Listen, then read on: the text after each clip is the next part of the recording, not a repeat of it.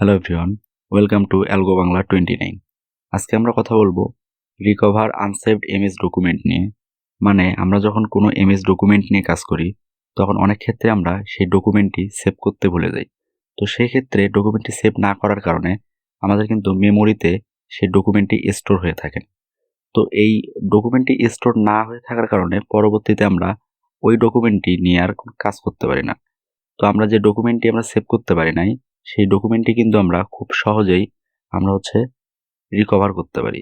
তো সেক্ষেত্রে আমাদেরকে যে কাজটি করতে হবে, আমি একটু প্রথমে নতুন একটি ব্ল্যাঙ্ক পেজ ক্রিয়েট করে আমি যদি একটু দেখাই, আমি কন্ট্রোল এন প্রেস করে একটা ব্ল্যাঙ্ক পেজ ক্রিয়েট করলাম এবং সেখানে আমি লিখলাম অ্যালগো বাংলা 29। তো এখন আমি এই ফাইলটি কেটে দিব। এই যে এখানে ক্রস বাটনে ক্লিক করলাম এবং এখানে দিলাম ডোন্ট সেভ।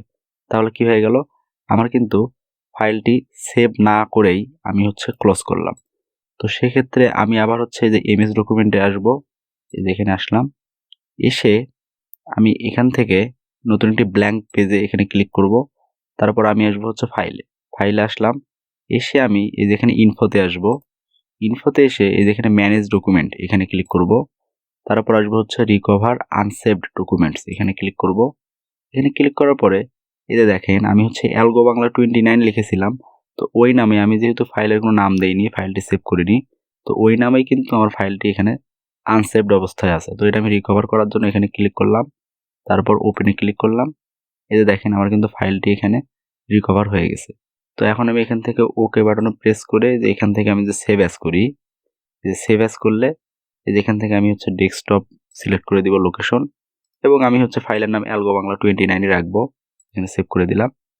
এই যে দেখেন এখন আমি এটা যদি কেটে দেই, এই যে দেখেন আমার অ্যালগো বাংলা 29 নামে আমার কিন্তু ফাইলটা চলে আসছে। আমি ডাবল ক্লিক করে ওপেন করলাম, এই যে দেখেন আমার কিন্তু ফাইলটি চলে আসছে। তো এই ছিল আমাদের রিকভার আনসেভড এমএস ডকুমেন্টের কাজ। ধন্যবাদ সবাইকে। যদি ভিডিওটি ভালো লেগে থাকে অবশ্যই লাইক, কমেন্ট এবং শেয়ার করবেন। আর আপনি যদি অ্যালগো বাংলা 29 চ্যানেলটিতে নতুন হয়ে থাকেন তাহলে অবশ্যই সাবস্ক্রাইব করে পাশে থাকা বেল আইকনটি ক্লিক করে দিবেন। ধন্যবাদ।